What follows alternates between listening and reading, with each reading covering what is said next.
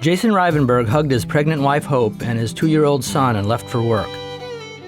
He was filling in as a long-haul truck driver to earn extra money.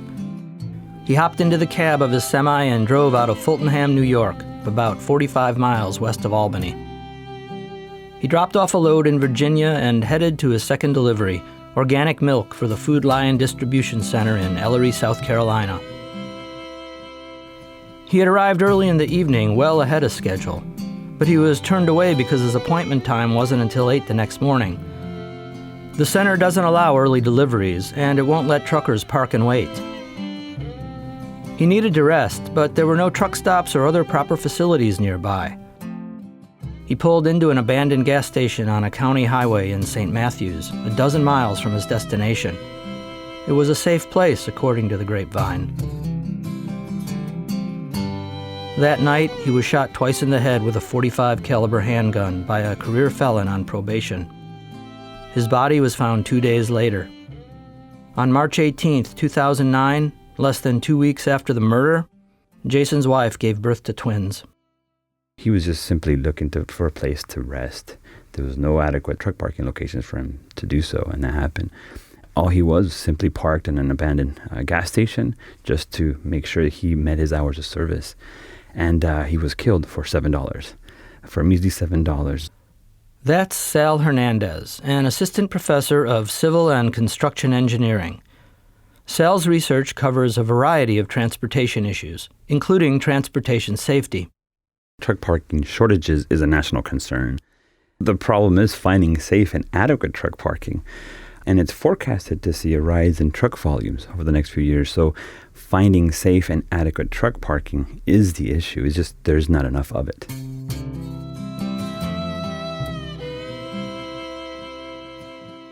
Welcome. I'm your host, Steve Franzel. In keeping with this season's theme of research at Oregon State that's focused on health and safety, we'll take a closer look at that shortage and what's behind it. We'll examine the harm it causes to people and commerce and offer up some good reasons why anyone who drives should care about a problem that they may not even know exists.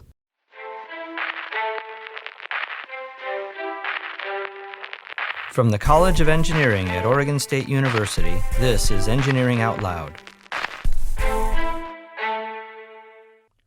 You've probably noticed long-haul trucks parked on highway off-ramps and shoulders, on access roads, in retail store parking lots.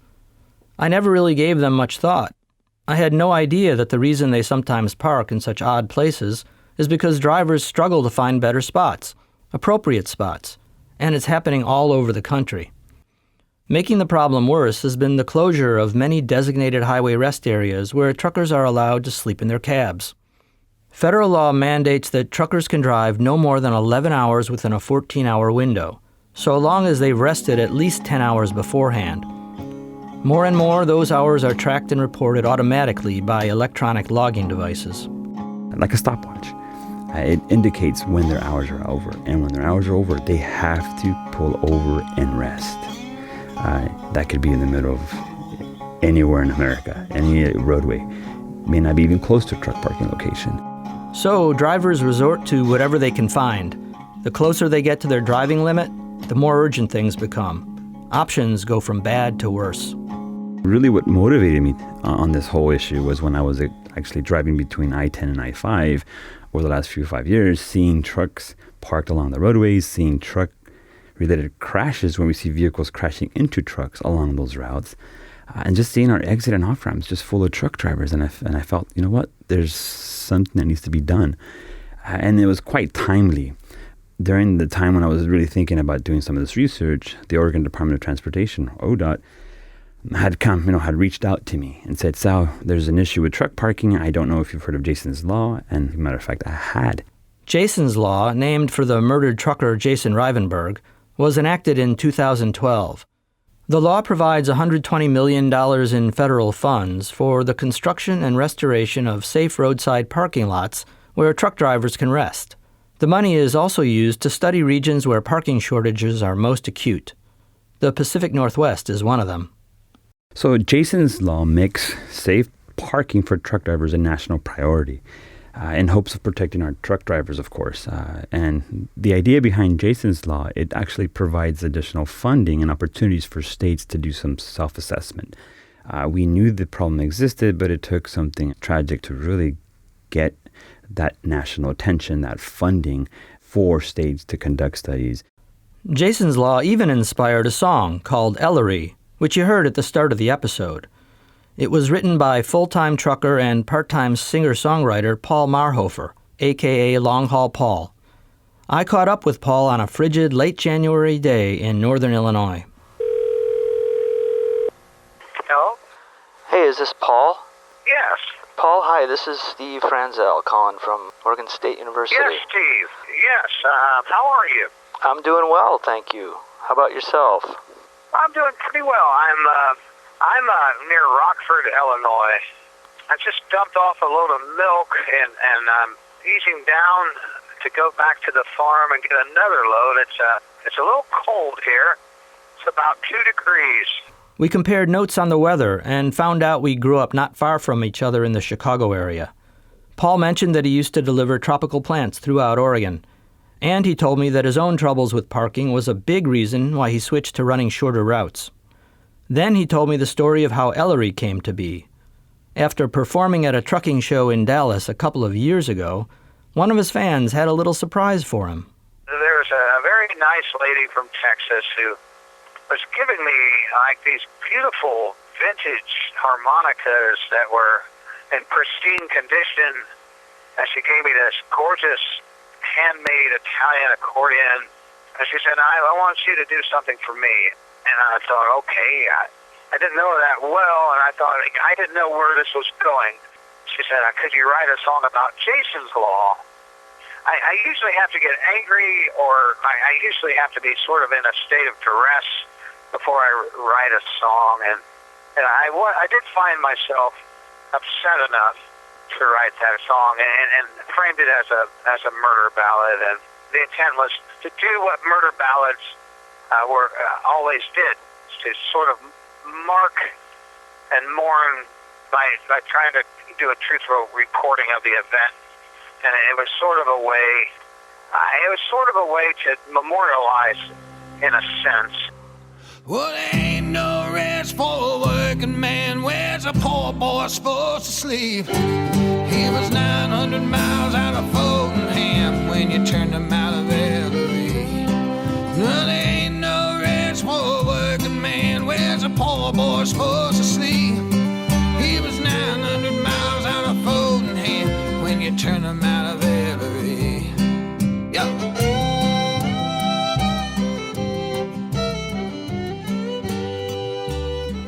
If you're getting the impression that the parking shortage is something that only truckers need to worry about, well, that's only part of a much bigger story. If you drive a car, if you just ride in a car, you might want to pay attention here.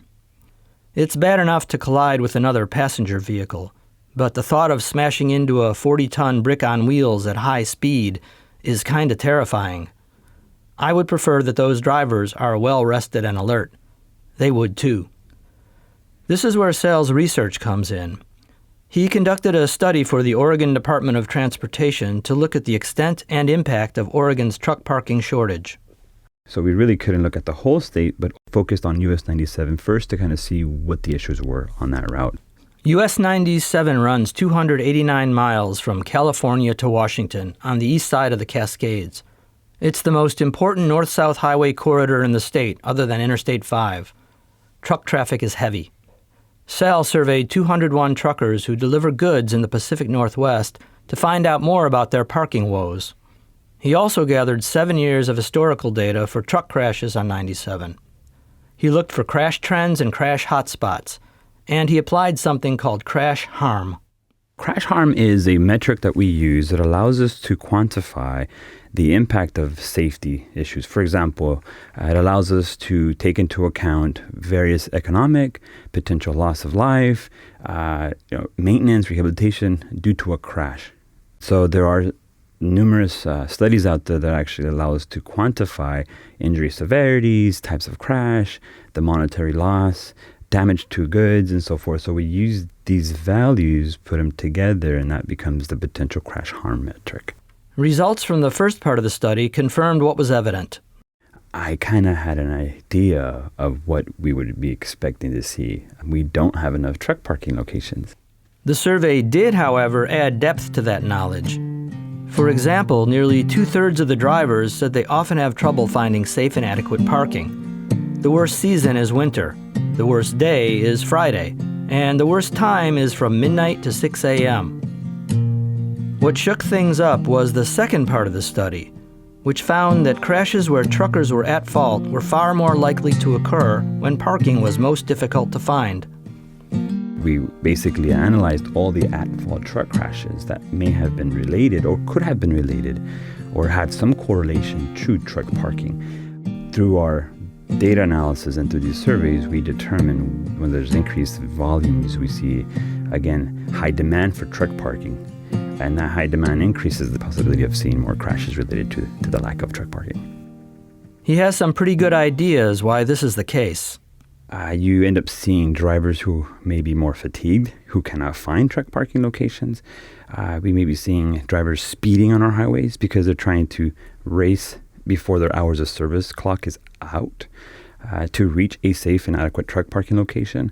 And we're seeing a lot of truckers parking on exit and on-ramps along the roadways, on empty lots along the roadways, and that causes a safety hazard and safety issue to our general public.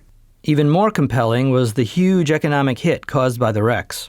And we came up with a value of about $75 million in potential crash harm if we did nothing in the state. That was the big number that really caught people's eyes. Whoa, $75 million. Holy cow. Especially if it's only one quarter, the US 97 quarter. Those numbers represent a very human toll. In 708 at-fault crashes identified in the study, 30 involved fatalities, and 264 resulted in injuries. A few other truck parking studies were floating around when Sales' work was published in summer 2017, but they didn't get much attention beyond the industry. $75 million, though, that set things on fire. Oh, as soon as the study ran, I was getting calls off the hook from radio stations in Klamath Falls, from folks from Wisconsin, New York, Florida, Oregon. I got interviewed by Channel 21 Ben News with regard to truck parking, and they independently interviewed several truckers along US 97 and completely confirmed the results of the study that there is not enough truck parking. So even up to this day, I'm still receiving requests and calls about, hey, what was your study about? What are the trends? What do you think is going to happen in the future with the application of new technologies that are coming into the market? Solutions can't come soon enough. The country relies more and more on trucks to deliver food, fuel, holiday gifts, pet supplies, clothing, you name it. More of it is going to come by truck. Our consumer behavior is changing. The way we're purchasing and buying things is more online. It has to either come by truck or by rail or by airplane. The container ships are growing, so they're carrying more goods, and that creates more truck traffic at our ports, which then increases the volumes in our roadways, right? I asked Sal the same thing that the media asked. What's next? What's it going to take to solve this problem? In the short term, I think when you look at the issue of truck parking, things like development of apps. There's a lot of apps out there that provide information to truck drivers on the number of spaces available on both public and private truck parking locations. As that technology, those apps become more prevalent in the market, we may be seeing better planning by our carriers and the truckers, of course. DOT is doing their best to work with and create private-public partnerships with industry to provide more truck parking locations. Some other technologies that are being provided are these variable message signs along the highway routes, informing truck drivers on the nearest truck parking location and the number of spaces available for them to park so they can start planning. Sal's also preparing a study for the Idaho Transportation Department. He wants to determine if truck parking information can be integrated into the state's 511 traffic information hotline. And he's evaluating the potential of other technologies that could help truckers plan ahead. Then there's the autonomous elephant in the room. Medium, longer term is the penetration of these autonomous vehicles in the market, especially for long-haul distances. Of course, you'll still probably need a truck driver in some of those just to make sure when you're approaching an dense urban area that the trucker can maneuver the vehicle in the system if the city is not ready to handle such technologies. But at least in the long-haul distances, we'll see, I would say, more rested truck drivers.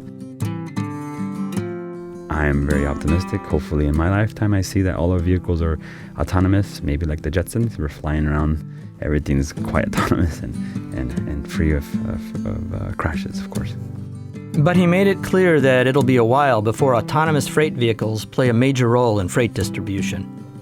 Until they do, we need truckers, and they need rest. They need proper parking, and they deserve the right to sleep easy. Anything that we can do to improve the safety of our driving population, especially our truck drivers, they do so much. Our economy really depends on them, really a big part of it. If we don't provide a safe and adequate location for them to park, it makes it really difficult for them. It makes it very dangerous for everybody.